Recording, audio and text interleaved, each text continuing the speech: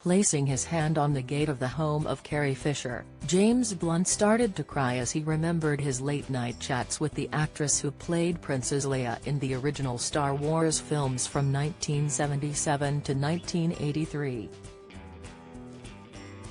Their unlikely friendship began when he was invited to Restaurant 192 in London's Notting Hill for dinner, and was a turning point in his journey to becoming a huge pop star. "I was going out with a girl whose parents were family friends of Carrie's and I sat beside her at lunch," James told The Guardian. "I had just got a record deal and was moving to LA. Carrie's first question was, 'What do you do?' I said, 'I've left the army to go to make an album in LA.' Question number 2 was, 'Where are you going to live?' I said I didn't know." Her reply, "The third thing she ever said to me, was, 'Well, you're going to live with me.' So I did just that." James poignantly reveals how they became best friends while he was staying with her, and the song Dark Thought on his new album describes the moment he went back to her house after she had died, put his hand on her gate and burst into tears. Carrie died of sleep apnea and other factors, reportedly drug use, in 2016 at her home in Los Angeles, aged just 60. As well as his friendship with one of Hollywood's most iconic actresses, this new documentary also takes a look at the pop star's rise to fame, from serving in the army during the Kosovo War to recording the biggest-selling album of the noughties.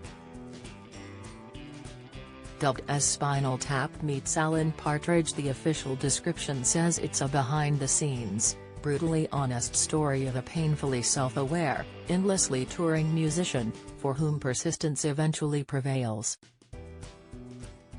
Speaking to Virgin Radio's Chris Evans about his new album, Who We Used to Be, James recently revealed how his newest album is about how life changes as we get older. "Now I have to start thinking about looking after my parents a lot more than they might have to look after me, more than they have looked after me," he explained.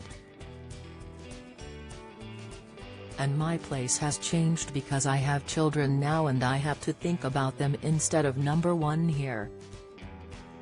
So it's just my shifting place, and it's just been a ton of inspiration, the highs and lows of a life. You lose friends along the way. People have troubles along the way. There's been lots to write about." James was born in Tidworth, Wiltshire, to an army family and served during the Kosovo War. The now 49-year-old left the army in 2002 to pursue a career as a singer-songwriter, picking up 2 Brit Awards during his career, Best British Male Solo Artist and Best Pop Act in 2006. Before he became famous, James graduated from the University of Bristol with a degree in sociology, later joining the British Army, which had sponsored his university education. After 6 years and achieving the rank of captain, Blunt left to pursue a career in music, changing his surname from Blunt to Blunt. In 2004, his debut album, Back to Bedlam, catapulted him into megastar status when it became one of the best-selling albums of the 2000s in the UK, selling a staggering 12 million copies. His most famous song, You're Beautiful, is a firm favourite at weddings, but it was actually written about his ex-girlfriend, who he saw on the tube with her new partner. The singer told Oprah, "It's about seeing my ex-girlfriend on the subway in London with her new man, who I didn't know existed. She and I caught eyes and lived a lifetime in that moment, but didn't do anything about it." He told The Guardian how he always wanted to be a rock star and even taught himself how to play the guitar. "I learned the electric guitar, teaching myself Money for Nothing by Dire Straits, a cool riff," he said. "Then, when I didn't have enough friends to form a band, I decided to become a solo artist. I picked up an acoustic guitar to write songs along the lines of, 'Poor me, I don't have any mates. Here are my sad songs. These days, James owns a pub in London and is married with 2 children.